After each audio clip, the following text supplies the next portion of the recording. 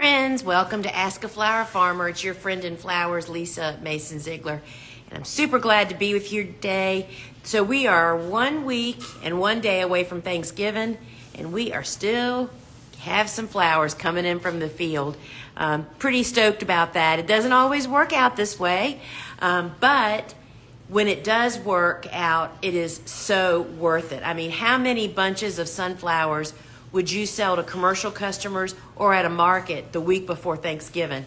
A ton, y'all. I've done it. Pretty amazing. So if you've never joined us here for Ask a Flower Farmer, the deal is that for the next 30 minutes or so, I will do my best to answer your questions. And if you have a question you'd like me to answer, put it down in the bubble with the question mark in it. That way I don't lose your question here in the comments. You can ask questions about anything to do with growing cut flowers, flower farming, the business, seed starting, cool flowers, farm dogs, whatever you've got. I am happy to take a run at it. And so the sunflowers that we have harvested, that is the next to last week of sunflowers that we have. And if you follow along with me, you know that I consider sunflowers to be one of our top cash crops, right? And mainly because we start them every week, which means we're cutting them every week, which means customers come to rely on you for them. And it's just a really big contribution to our bottom line, right? And so our normal first frost date is November 15th. We still haven't had a hard frost. We're not even going down to a hard frost in the next 2 weeks.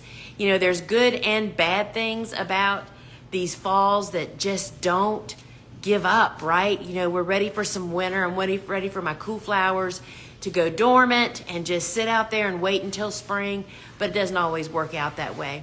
So I have a couple of housekeeping or invitations for you. So tonight, if you want to join me on YouTube at 8 p.m., I'm going to be taking you inside Jenny Love's course, Farmer-Florist School, The Wedding Process. We have it on flash sale today, tomorrow, and Friday. It's over 20% off. It's $545, I believe. I should have looked at that. It's normally $695, and I think it's $550 actually. And y'all, this is a course. It's just like all of our other courses. If that's where your aim is, this course has everything you need, and I will take you inside the course tonight to just poke around a little bit and look. But it's everything from, I mean, you know, I've never been a florist wedding person. And when Jenny was here recording this course, I sat outside the door listening. I was so enthralled with the marketing part of it. But y'all, she tells you everything. How to get started in the farmer-florist business with baby steps, what to grow, what not to grow, crop planning, marketing. The marketing class in this course, which is called Farmer-Florist School, The Wedding Process, it's really for any events. And the marketing class in this course is worth the course in itself. She goes through all of them, and she brings out that, you know, did you know that Pinterest really is not social media? It is a search engine, and it's one of the most powerful tools that you can use right alongside Google, and she tells you how to do that. She gives you the templates to all of her contracts for you booking florist and the equations to figure out prices. So join me tonight. I mean, this course is pretty dadgum amazing. And if that is you, even if you're not doing events, the pricing equations and the templates to the contracts and the marketing are just pretty dadgum phenomenal. So 8 p.m. Eastern time tonight. And you can actually comment weddings here, and we will DM you the link to request a sneak peek session. We'll send you one of the sessions of many in the course to take a look at and see what you actually think. So hope to see you tonight. So join me for that. And I see we have a couple of questions now. So first off, I wanted to show you too. Look at this ageratum, y'all. Ageratum is so underused. So that was cut yesterday, and this back here was last week's and actually the week before that. Ageratum is not only a great color, it has an incredibly long vase life. And, you know, I'm all about Low investment, high return, and that's what annuals really are. All right, how much do I need to water peony tubers planted this fall? That is a good question. That I would imagine that if you're not having rain in your forecast, that I would water them right after you planted them, but then they should probably be good to go if you live in a place that gets fair amount of rain, snow, or sleet, or just precipitation in general.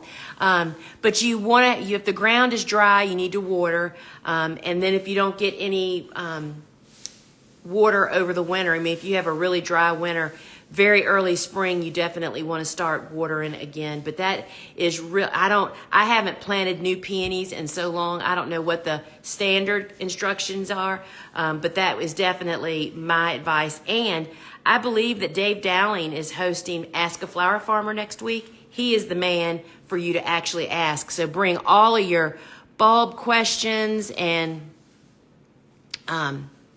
sorry y'all, I'm hitting the wrong buttons here. Let's see at this one. So Julie asks, my thoughts on no-till. So no-till is a really broad term. It's definitely beneficial to your soil. I've had no-till areas here on my farm.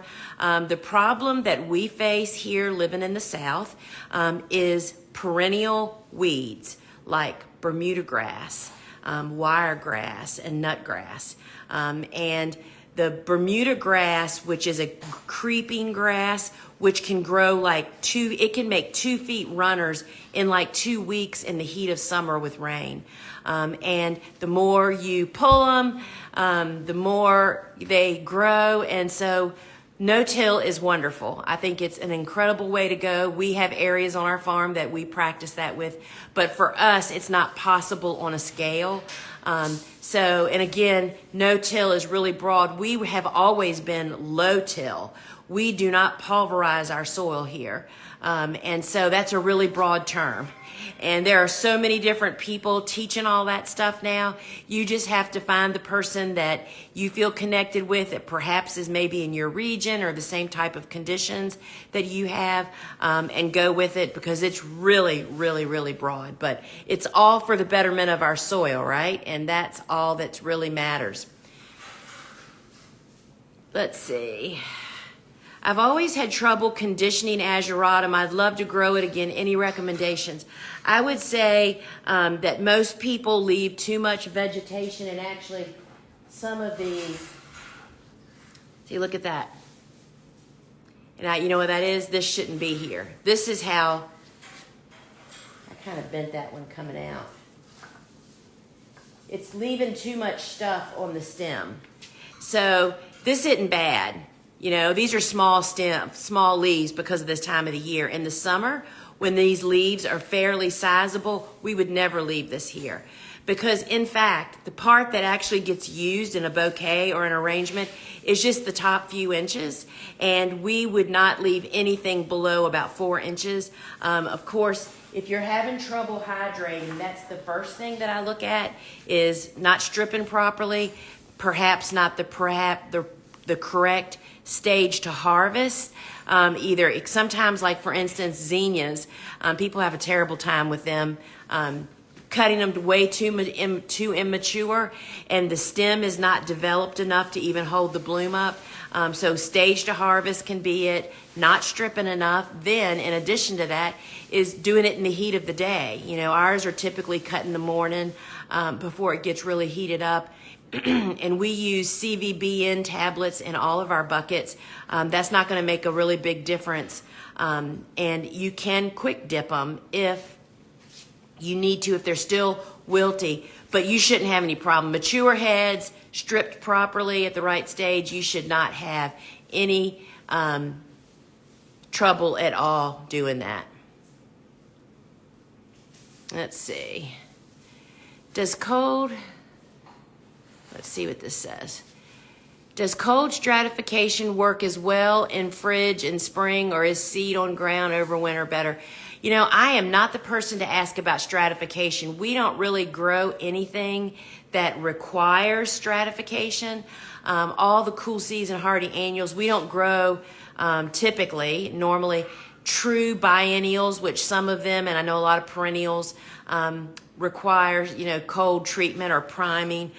So I would ask that question to the big G, Google, and see and get a reputable website to come up and see what they say. But I do not have any real experience in stratification of any types of seeds. I know that there's like echinaceas and different ones, and we just don't grow that stuff. So I can't answer that question for you.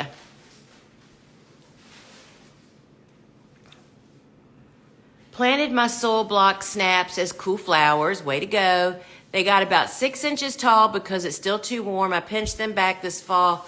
Will I still get flowers this spring?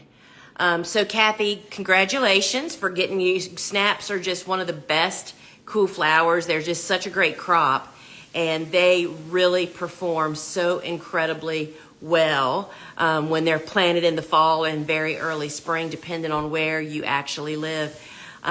So I prefer to pinch, if I'm going to pinch, in very early spring, but you've already done it, and that's fine. 6 inches is not really too tall. I wouldn't even consider pinching until they maybe got over 12 inches because I personally prefer that great high quality central stem. You will still get blooms, but what happens when you pinch is that makes the plant branch a little bit earlier, and if fall continues to keep coming and the plants keep growing, you don't really have any options now. I would not pinch again. I would just leave them alone. Don't cover them, and because you don't want to overheat them, right? The more you pinch, so you pinch the first time to get them to branch earlier, right? And you can pinch in the fall. I just prefer to do it in very early spring. But if you pinch now and then they continue to grow, you just really don't have any options. But I'm sure you'll get flowers in the spring. But what'll happen is the more you pinch, the punier the stems get. Does that make sense? So instead of a plant that's not pinched to grow maybe 5 to 10 stems ultimately, right? When it's pinched, it may be 10 to 20. And when they're producing that many more, they can't all be as big and hunky. So you just don't want to actually over pinch, but you're in good shape. 6 inches. We haven't even planted our snaps yet for this very reason. We have been caught the last few years with fall that just keeps on going on. So ours are still only about this tall in the room. We'll probably be planting them in about 2 or 3 weeks because they just do really, I just love not having to pinch them. But you can pinch in the fall or in very early spring. It's purely personal preference and what your end result is. So friends, I can't believe we just don't have any other questions right now. So let me tell you what's going on here on the farm today, and you might have opportunity to do. We've been out collecting bags of leaves. We literally just go out in a pickup truck in just my immediate neighborhood area because I'm in the middle of the city, right? And we gather just hundreds of bags of leaves. We used to gather thousands of bags of leaves, but my garden's not that big anymore, right? And we use them for mulch in the pathways. We don't typically put them on top of the beds as mulch or incorporate them into the soil. We use them to cover our pathways because leaf litter is incredibly beneficial to your garden. Not only do so many beneficial creatures live in leaf litter. You want to know, when I was growing up, we had so many lightning bugs, right? Well, guess where lightning bugs larvae are? They're in leaves. And people now don't leave a leaf in sight, which really has depleted the lightning bug population. But they are just one of a whole bunch of beneficial insects. And those beneficial insects far outweigh any bad insects. We have been putting down thousands of bags of leaves in our pathways here on our farm for 2 decades. We have the best soil ever. We have no slug problems. We do have an amazing population of ground beetles and other of those types. I mean, not to mention all the frogs and other beneficial creatures that eat tons of insects that live there. So leaves, I mean, think about the floor of a forest. How nice and if you ever gone into a really deep forest and reached down and picked up some of the soil, it's like black gold. And that's why the leaves fall down and break down. And so this morning we already had some bags. They went out and got more bags. Bobo and Elizabeth have mulched our pathways. I'll be posting a picture of that later today here on social. And so we are well on our way. They're now hooping our beds to prepare them. It's still way too warm to put covers up, but we're ready for it when it does happen. Any recommendations on dealing with what I think are mites causing deformity on sunflowers? So the first rule of thumb is you always have to have a definitive diagnosis and identification. If you're having deformed sunflower heads, there's a lot of other culprits that I would think of first, and that would be tarnish bugs. And so you need to figure out, you need to take some pictures of it, connect with your local extension office. Y'all, that is our tax dollars. If you're in the States, those are your state tax dollars in action. Extension agents are like where master gardeners are home based out of most often. And they actually have a help desk. And you can connect with them and say, hey, can I send a picture of these sunflowers? You know, because the type of damage that you have, sometimes they can identify it.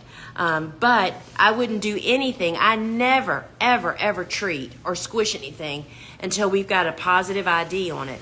Because I will tell you that more baby ladybugs get squished as bad bugs because people just don't know what they're looking at.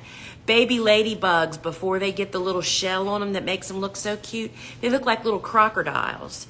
And they are ferocious looking. And I can tell you that 99% of them get killed in people's gardens out of ignorance. So you have to have a positive ID, and that is your local free resource, is to reach out to your extension office and say, hey, I'm having this problem. What do you need to help me identify this?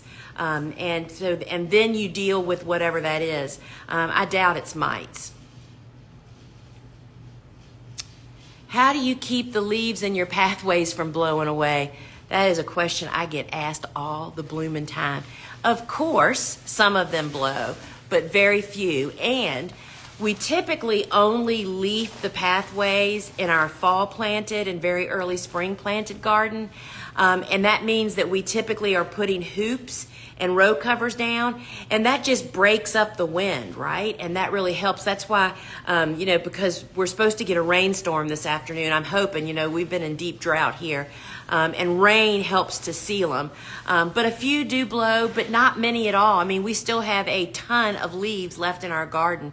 But the hoops that we hoop the beds with bags on both sides of each hoop, with row covers laying down, just break up the wind action. Then, of course, once we put the row covers up, that really just seals the deal.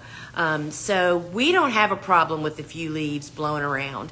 But I would say to you, if I said that 95% of them stayed in my garden, I don't think that's an exaggeration at all. And, I find that people are so afraid of leaves. You need to be far more afraid of a lot of other stuff we do in our gardens. People do out of habit or ignorance than leaves. Leaves are truly the gold. I mean, I just can't even believe people bag them to throw them away. And the beneficial creatures that'll be harbored there will far outweigh any problem that you have. And I mean, we really are living testament to that because, we use the black biodegradable film on our beds. It looks like plastic, but it's 100% compostable. So in addition, that's what's on our beds. And then our pathways are covered in leaves, so there's really no surface really showing. If anybody was going to have slugs, it would be us. They'd be under that film in a nanosecond. It's like the perfect world for them. And we just don't lose anything to slugs because they're just not there. I mean, the bird action that you have in your garden, so I just can't encourage folks enough to just get with the leaves. Pinner fly. I'm trying to decide if it's worth sunflowers next year. The earwigs just destroyed most of mine, and I don't even know anything that works to take care of them. Any ideas? They eat mostly leaves, but enough petals that it ruins the blooms. I would probably do a deep dive on earwig predators. And, you know, just to be sure that you're harvesting. I mean, you can harvest. Well, here, we have some right here. So this is, these are sunflowers that were harvested last Wednesday. These are the sunflowers that were harvested this morning. You see how tight they are? What is that? There's a, I sowed winter rye out in the garden next to the sunflowers, and there's a seed. But see how tight that is? And often what I find generally, the one pest that can really damage a bloom, even as this early stage, is the larva to the moth caterpillar, the moth loppers, those white moths that you see flying around. They lay their egg right here, and then their caterpillar is born in there, and they eat the center of the flower. There's no way to stop that. You have to control those. But I find that most pests don't start chewing on the petals until they start to unfurl. So, first off, it's worth it. I mean, if you have customers and you're selling flowers, it is definitely, I mean, sunflowers are in our top 5 cash crops. Why? Because we have them every week, we have an abundance, and we have top quality, and everybody wants them. And so, stage to harvest may help you with that. But I see earwigs around from time to time, but I've never had enough of a problem to investigate. But that's what I'd investigate. Why do you have them? You know, what's their habitat? What really, what encourages them? And then what's their predator? And then just be sure you're harvesting those sunflowers in a timely manner, because I will tell you that this will look like this in just a couple of days, and will then be like this in a couple of days, and then it will be like this before long.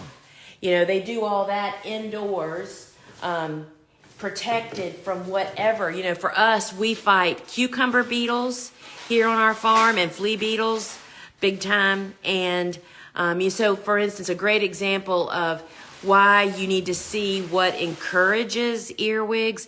So for us, amaranth is the evil one here on our farm. So amaranth, which has there's 10 or 12 different gorgeous varieties.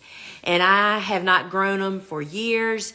I used to grow them, and then I figured this out, and then I stopped growing them.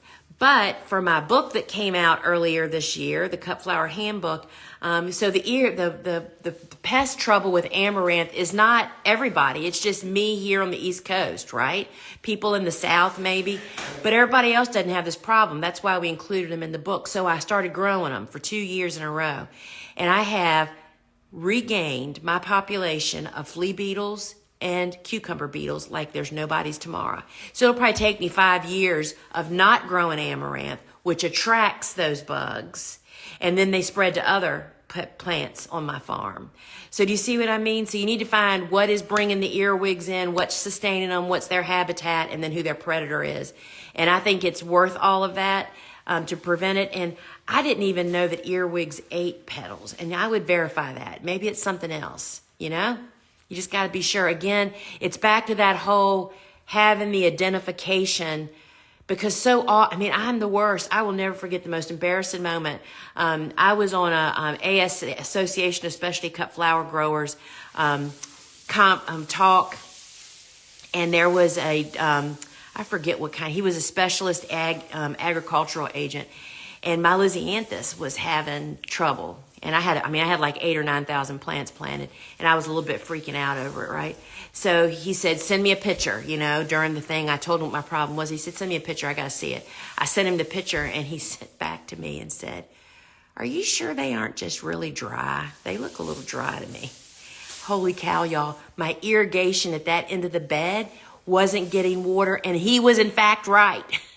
Sometimes it is the simplest, stupidest things that are causing your problems. So don't assume you know that it's earwigs. I'd investigate that, Penny, because I think sunflowers are so huge cash crop. Can you talk about whether to pre-sprout ranunculus and anemones or not? I planted mine straight out last fall after soaking them. They weren't as tall. So I do not grow ranunculus or anemones, and you can definitely, Dave Dowling hosting next Wednesday is your man for that. He is a specialist on bulbs. His course, Flower Farming School, bulbs, perennials, woodies, and more. He's like a walking encyclopedia, y'all. Dave is an incredible resource. His course is, in fact, set up like an encyclopedia. You can find out that over at thegardenersworkshop.com. But he's your man for that. I have never grown them. I take that back. I grew anemones once, years ago, did a very bad job of it because I don't have any houses. They definitely do better in hoop houses. But you can grow them in the field, but he's the man to ask that question. So friends, don't forget to join me tonight on YouTube for Jenny Loves. I'm going to be going inside her course, Farmer-Florist School. The course is on flash sale today, tomorrow, and Friday night until midnight. And I will tell you, this is a course that is jam-packed. The marketing in this class, the crop planning, because Jenny's whole model for many years, it's different now, is she did all these big weddings, right? And she grew everything for the weddings. She planned the crops so she knew when to have them. And she shares all that information, pricing, handling customers, templates to contracts, and the marketing in this. It was a real eye-opener for me. And I feel like I'm a fairly well-versed marketing person, as much as I can be, right, as a well-rounded business person. But anyway, join me tonight. You can comment weddings here, and we'll DM you the link to request one of her sessions to have a look inside. But I'm going to take you through the whole course tonight and look around. And on the website, on her page, if you go to thegardenersworkshop.com, it's at the top of every page right now while it's on sale. And the syllabus is on the page. You can read student testimonials and all of everything related to the class. You can see exactly what you're getting.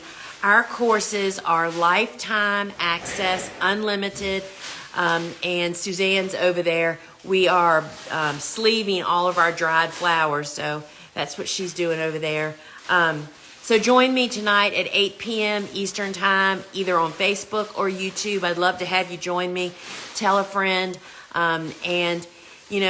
Sometimes I think when we name these courses, it pigeonholes them too much. The name of this course is Farmer-Florist School, the wedding process. Friends, there is far more in this course than about the wedding process. It is so applicable to all stages of flower farming. And again, like I said, the marketing piece of this is worthy of the course price. So, all right, friends, there's no more questions. Thank you so much for joining me here. And remember, this Friday on the live shopping show happens at 12 noon inside my app. And we would love to have you join us. I do a giveaway each week. We have tons of fun with people talking amongst themselves in the comments, the viewers. And I don't know what the topic is this week. I think I've forgotten that already. Who? Oh, it's tool time. Is it tool time? We think it is. Suzanne, show us those. She's going to show these are some of the coolest. We dry all of our leftovers. And look at this, y'all. This is a cool flower. This is ping pong scabbiosus. This stuff is so very, very cool. You see faux flowers, right? All the home stores have this. And how much of that do you think you could sell at a farmer's market? And that would have all been composted, y'all. Those are our leftovers. So, friends, Jessie says it's early gift guide. Thank you, Jess. So, and I was just going to say, if you're one of my members in my club, join me at 2 o'clock for the sowing circle. I am sowing seeds today, and we're going to talk about that. I am re-sowing one of my cool flowers that we'll talk about the fail that happened with that. And if you don't know about my club, you can comment club here, and I'll DM you the link to it. It's really a lot of fun. And we meet up every week for the sowing circle. I just do something that's going on here in the farm. So friends, until we meet again, thanks for joining me here today. See you Friday inside the app. See you tonight in YouTube, I hope, if you want to have a poke around in Jenny Loves. And you can check her out, Loving Fresh Flowers. She's the one, y'all. She was one of Martha's top 10, so she knows what she's talking about, and she spills all of her beans in this course. All right, folks, till we meet again. Ciao.